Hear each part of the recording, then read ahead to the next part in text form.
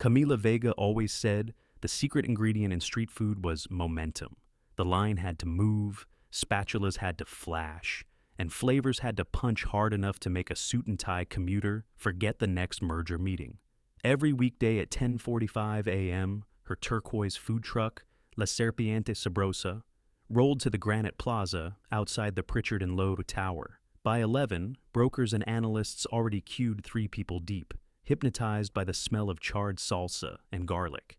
Tuesday started like any other. Camilla's prep list was taped to the stainless hood. The radio hummed lo-fi cumbia.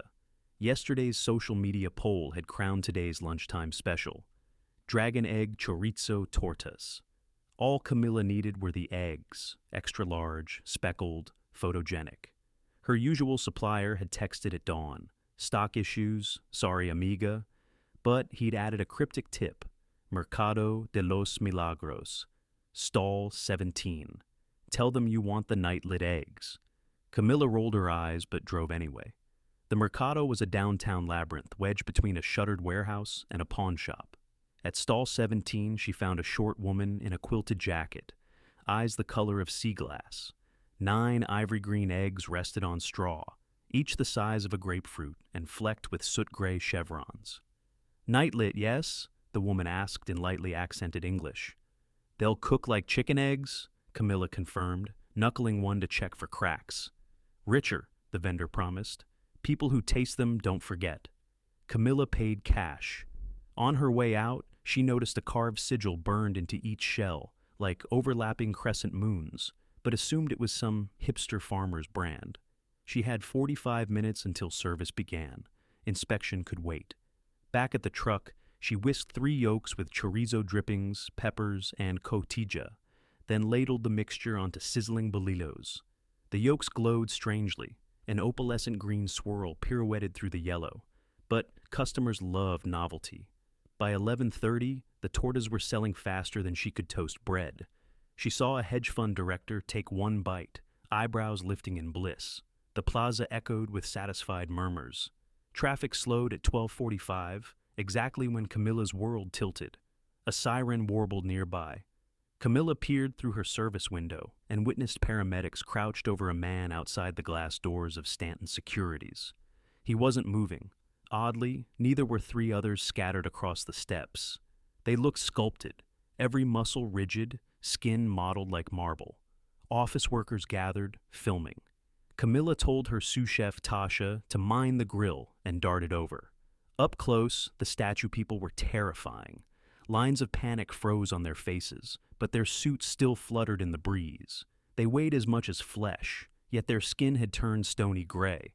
One EMT attempted an IV. The needle snapped against the patient's arm with a ping. Witnesses babbled about sudden dizziness, then total paralysis. Camilla's stomach twisted. All 4 victims clutched half-eaten tortas wrapped in La Serpiente Sabrosa foil. That night, headlines screamed, "Mystery ailment turns financiers to stone food born. Toxin suspected." Camilla hid in her apartment kitchenette, replaying the newsreel. Every victim had bought her dragon egg special. She grabbed one remaining egg from the truck's fridge to study it beneath the light. The shell felt warm, almost pulsing.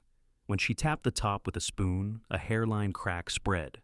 A sliver of dark tongue flicked out. Camilla dropped the egg. It split open. A chick, the size of a small rat, scaled like a lizard, flopped onto the counter. Its yellow eyes flared and, for a fraction of a heartbeat, met Camilla's. Pinpricks of cold swept her extremities. The chick hissed, then scurried under the stove. Heart thundering, Camilla FaceTimed her Uncle Diego, retired curator of reptiles at the Bogota Zoological Society. "A serpent hatchling in an eggshell," he repeated. "Describe the markings." She sketched the crescent sigil. He blanched. "That is a basilisk brand. Medieval alchemists bred them. Their gaze petrifies. Feeding people basilisk embryo. Dios mío, Camila, you've dosed half the financial district with pocket medusas." He flipped through an aged field notebook.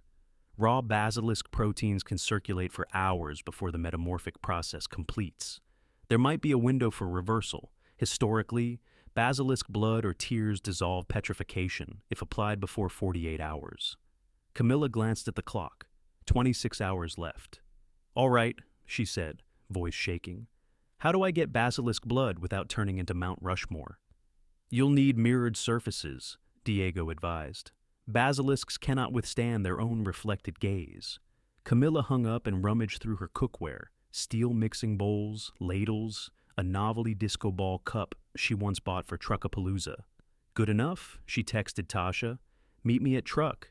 Bring safety goggles and every reflective thing you own. Just before dawn, Camilla and Tasha pulled La Serpiente Sabrosa into a deserted alley. They waited. At 5:07 a.m., the basilisk chick emerged from beneath the water pump, grown triple in size overnight. Its torso resembled a rooster's, but the serpentine tail whipped like a black ribbon. Camilla lifted a stainless tray toward it, angling so the creature's gaze bounced back. The basilisk shrieked. Veins in its neck went charcoal. It tried to scramble away, but Tasha blocked it with the mirrored face of an old makeup compact. One misstep, and the basilisk's own reflection snared it. Scales dulled, limbs ossified. In 15 seconds, the creature solidified into a lump of polished granite resembling taxidermy. Camilla exhaled shakily. Sorry, little monster. She hacked open the stone torso with a meat cleaver until dark, inky blood oozed. Using tongs, she collected several ounces into a squeeze bottle, then blended it into a stock pot with lime, cilantro, and agave to mask the metallic tang. Diego's notes insisted the antidote worked best as a warm emulsion in which basilisk blood remained the dominant agent. Camilla christened the potion Salsa del Descongelador, the unfreezer sauce. By 7:30, City Hall had barricaded 8 blocks of the financial district, now peppered with human statues. Hazmat teams scanned for neurotoxins. Cable news anchors floated theories, from boutique opioids to rogue nanobots. No one listened to a frantic food truck chef who swore mythical reptiles were to blame. Camilla bulldozed through anyway. She and Tasha, wearing reflective welding shields, wheeled a stainless Cambro of the antidote right up to a checkpoint. Tasha flashed a forged emergency catering badge, and the guards, exhausted and hungry, waved them past. Their first test subject was Mona Przybilski, a venture capital legend currently kneeling on the steps of Lakehurst Mutual, arms mid-gesture as though pitching a deal with God. Camilla dipped a pastry brush into the unfreezer sauce and painted it across Mona's rigid eyelids and lips. 10 excruciating seconds later, color bled back into Mona's cheeks. Her jaw slackened, fingers twitched, then she inhaled with a ragged gasp. "What year is it?" Mona croaked. "Today," Camilla reassured. "You're fine." She wasn't fine. She was livid. But before Mona's fury took form, Camilla was already dashing to the next statue. Over the next hour, they revived 43 victims. Each time a person thawed, Camilla explained in sprinting fragments. Accidental basilisk eggs, immediate recall of all contaminated sandwiches, ongoing treatment plan. She gave them business cards scrawled with her cell number in sauce-splattered ink. Soon federal agents in trench coats swarmed, confiscated her revivifying salsa, and sequestered Camilla in a debrief room beneath the Pritchard and Lowe lobby. A single flickering bulb, 2 interrogators, Agent Devonshire, all jawline and ice eyes, and Dr. Elaine Danner, CDC toxicologist. "Basilisks?" Devonshire scoffed. "We deal with facts, Ms. Vega." "Fact," Camilla replied. "Your hazmat team has revived 0 patients. My salsa has revived dozens." Danner unrolled lab results. "We found peptides in victim bloodstreams unknown to modern biology. If those match residue from your eggs..." "Then let me finish curing people," Camilla snapped. "We have maybe 8 hours before their organs fossilize permanently. Take my truck, follow the recipe, whatever. But you'll need fresh basilisk blood, which only I can safely harvest." Devonshire rubbed his temples. Danner murmured, "Show us." They escorted Camilla back to her truck. She opened the fridge. 6 unhatched eggs pulsed faintly, cracks spreading like spiderwebs. "If these hatch loose in downtown," Camilla warned, "your bronze bull statue won't be the only metal beast on Wall Street." Devonshire radioed for a containment van. An hour later, inside a mobile CDC lab, Camilla staged a demonstration. She placed one egg inside a plexiglass terrarium lined with mirrored panels. Under heat lamps, the eggshell burst. Another basilisk flopped out, immediately catching its reflection. The creature fossilized mid-snarl. Scientists stared, mouths agape. "Happy?" Camilla said. "Now gimme gloves." They milked 3 petrified basilisks for blood, producing a liter of viscous black fluid. Danner's team refined it into doses. Camilla recorded a video tutorial. Brush on mucous membranes. Works within 60 seconds. Side effects: mild gout taste, potential nightmares involving chickens and snakes. City loudspeakers soon blared instructions. SWAT officers, bankers, janitors, anyone able-bodied, formed roving brigades armed with paint rollers dipped in unfreezer sauce, tagging statues like avant-garde graffiti artists. Cheers erupted as loved ones thawed. Cable news helicopters filmed the miracle. By dusk, only one statue remained: Oliver Wexworth III, chairman of the Central Reserve. He had collapsed inside the bronze fountain outside his own tower, now half submerged. Camilla waded in, ankle deep. She slathered Oliver's forehead. Nothing. She swore, doubled the dosage, waited. Still stone. Danner conferred with Camilla. His exposure was earliest. Maybe proteins polymerized fully. "How long since he bit the torta?" Camilla asked. "Exactly 47 hours and 20 minutes. They had maybe 40 minutes left before his thaw window slammed shut for good." Camilla racked her brain. Mythology said basilisk blood was cure-all, but some texts mentioned the dual requirement of rue, an herb once believed to repel the creature. Rue. She had sprinkled it on the chorizo rub. Maybe trace synergy was critical. Nearby, an ornamental herb bed bordered the plaza. Camilla sprinted, yanked fistfuls of bluish-green sprigs she recognized from old family remedies. She muddled them, with more basilisk blood in a coffee cup, microwaved the mixture in a convenience store break room, then dashed back. She painted the pungent rue-lace serum across Oliver's marble tongue. Seconds ticked. Nothing. Then, like asphalt warming at sunrise, a vein of pink crawled along his collarbone. Oliver convulsed, sputtering fountain water, then bellowed like a distressed hippo. When the chairman's first words after depetrification were, "Where's my phone?" Camilla knew he would live. Evening newspapers christened her L.A. Chef de Basilisco. Camilla expected lawsuits. Instead, she received a summons, gold leaf embossed, to a closed-door hearing at the Central Reserve boardroom. There, beneath a chandelier, sat every person she had accidentally turned to stone and subsequently resurrected. CEOs, hedge fund managers, the deputy mayor, 2 senators. Camilla swallowed. "If this is about legal," Oliver Wexworth raised a hand. "Relax, Ms. Vega. We've convened a solutions task force."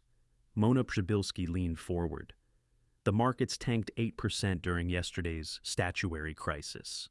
They rebounded 12 after your cure. That volatility netted certain savvy investors." She coughed into her fist. "Impressive returns." "We'd like to sponsor you," Oliver continued, "to produce a regulated supply of basilisk antidote. Homeland Security believes petrification technology could have applications." Camilla squinted.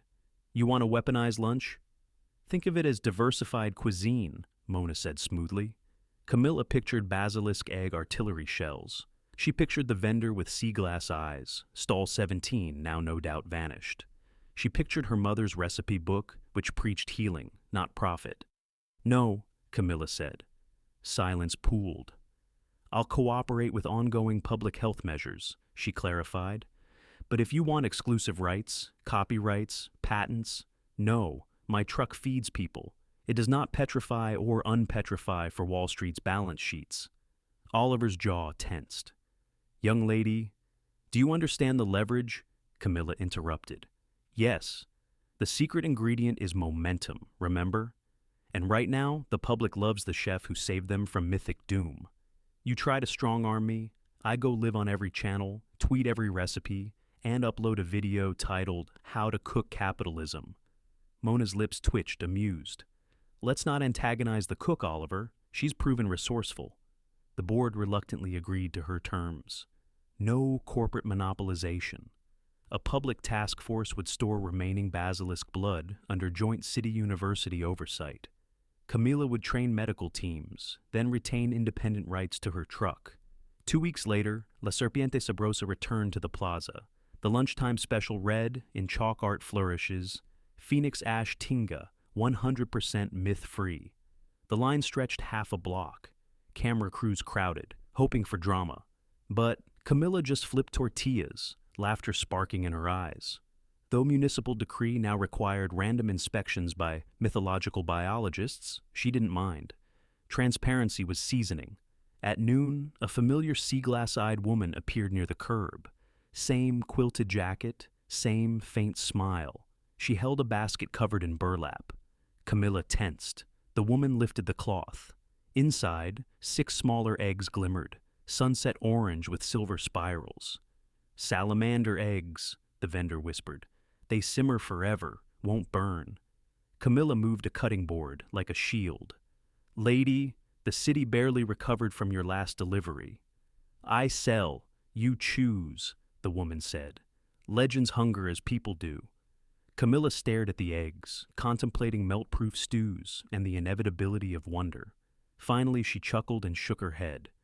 "Maybe another lifetime. Today I'm serving ordinary miracles."